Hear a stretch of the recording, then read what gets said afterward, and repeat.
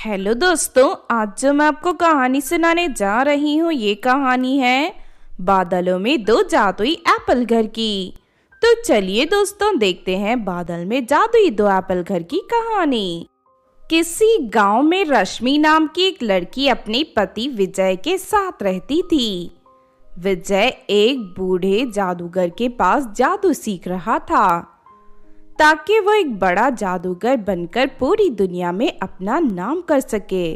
फिर एक दिन, सुनो विजय बेटा, मैं कुछ दिनों के लिए दूसरे गांव जा रहा हूँ। तब तक तुम मेरे घर का ख्याल रखना, ये रही चाबी। इतना कहकर वो बूढ़ा जादूगर वहां से चला जाता है। जादूगर के जाने के बाद विजय घर में रखी जादुई झाड़ू पर बैठ जाता है और हवा में उड़ता हुआ अपने घर पहुंच जाता है। चलो रश्मि, आज मैं तुम्हें जादुई झाड़ू पर बैठाकर सुंदर सुंदर जगहों की सैर कराऊंगा। उसके बाद विजय रश्मि को जादुई झाड़ू पर बैठाकर आसमान की सैर कराने लगता है।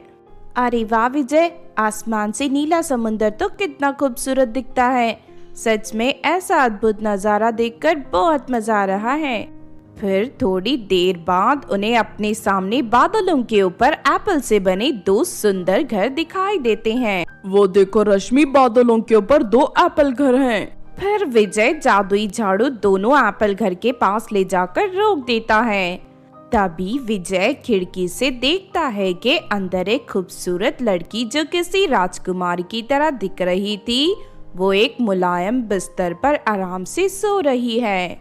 विजय उस लड़की की सुंदरता पर मोहित हो जाता है और उसकी आंखें लड़की की खूबसूरत चेहरे पर टिक जाती हैं। अरे वाह, क्या बात है, ये तो कितनी खूबसूरत है।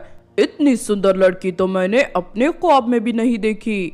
विजय के मुंह से गैर लड़की की तारीफ सुनकर रश्मि को बहुत गुस्सा आता है। ये सब क्या है विजय? तुम्हारी पत्नी हूँ मैं, तुम मेरे सामने दूसरी लड़की की तारीफ कर रहे हो, तुम्हें शर्म आनी चाहिए। लेकिन विजय पर उस लड़की की खूबसूरती हावी हो जाती है और वो रश्मि को धक्का देकर दूर कर देता है। और चल हट यहाँ से, तू लड़की के पैरों का नाखून के बराबर भी नहीं है। अब तो मैं इस खूबसूरत लड़की से शादी करके इसे अपनी पत्नी बनाऊंगा। उसके बाद विजय दरवाजा खोलकर अंदर चला जाता है। लेकिन जैसे ही विजय इस लड़की को उठाने के लिए उसे छूता है कि तभी अचानक उसकी गर्दन कटकर नीचे फर्श पर गिर जाती है। ये देख विजय के होश उड़ जाते हैं। विजय वहां से भागने की कोशिश करता है लेकिन दरवाजा बंद हो जाता है। फिर लड़की का कटा हुआ सर एक डरावनी चुड़ैल के चेहरे में बदल जाता है। मैं एक सरकटी चुड़ैल हूँ, आखिर इतने सालों के इंतजार के बाद कोई नौजवान मेरे जाल में फंसा है। अब तू यहाँ से जिंदा नहीं जा सकता। मैं कई सालों से प्यासी हूँ, आज मैं तुझे मार कर पेट भर तेरा खून पीऊंगी। तभी खिड़की के पास खड़ी रश्मि जोर से चीख पड़ती है। रश्मि को देख चुड़ैल का धड़ रश्मि को पकड़ने के लिए आगे बढ़ता है, लेकिन तभी रश्मि जादुई झाड़ू पर बैठकर वहां से भाग निकलती है। उसके बाद रश्मि विजय की जान बचाने के लिए उस बूढ़े जादूगर के पास पहुंच जाती है और उसे अपने साथ हुई सारी घटना बता देती है।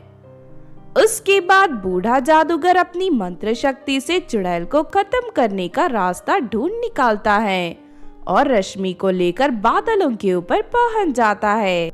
इस दूसरे एप्पल घर के अंदर ताबूत मौजूद है, हमें चुड़ैल को पकड़कर इस ताबूत के अंदर बंद करना होगा। उसके बाद जादूगर उस घर के दरवाजे पर लगा ताला तोड़कर अंदर रखा ताबूत उतारकर बाहर ले आता है। दूसरी तरफ चुड़ैल विजय को अपने नुकीले नाखूनों से मारकर बुरी तरह घायल कर देती है। लेकिन तभी बूढ़ा जादूगर अपनी जादुई छड़ी की शक्ति से चुड़ैल के धड़ को बिजली के झटके देने लगता है। हाय, मर गई रे, ये खतरनाक जादूगर कहाँ से आ गया? अरे कोई बचाओ मुझे। तभी जादूगर चुड़ैल के धड़ को रस्सी से बांधकर उसके कटे हुए सर को हाथों से पकड़ लेता है। अच्छा छोड़ दे मुझे, छोड़ मुझे। फिर जादूगर चुड़ैल के धड़ और सर को ले जाकर ताबूत के अंदर बंद कर देता है और मंत्र पढ़कर उस ताबूत को आग लगा देता है। देखते ही देखते वो ताबूत जलकर राख के ढेर में बदल जाता है। मुझे माफ कर दो रश्मि, थोड़ी देर के लिए मैं बहक गया था, लेकिन मैं तुमसे वादा करता हूँ कि आज के बाद जिंदगी में तुम्हारे अलावा किसी और लड़की की तरफ आंख उठाकर भी नहीं देखूंगा। विजय की बात सुनकर रश्मि उसे माफ कर देती है। इस तरह सब कुछ ठीक हो जाता है और दोनों पति पत्नी वापस अपने घर लौट जाते हैं और खुशी से रहने लगते हैं। तो आपने देखा दोस्तों बादलों में जादुई 2 एप्पल घर की कहानी। इस कहानी से हमें ये सीख मिलती है कि हर चमकने वाली चीज सोना नहीं होती, इसीलिए हमें कभी भी कोई फैसला करने से पहले अच्छी तरह सोच समझ लेना चाहिए।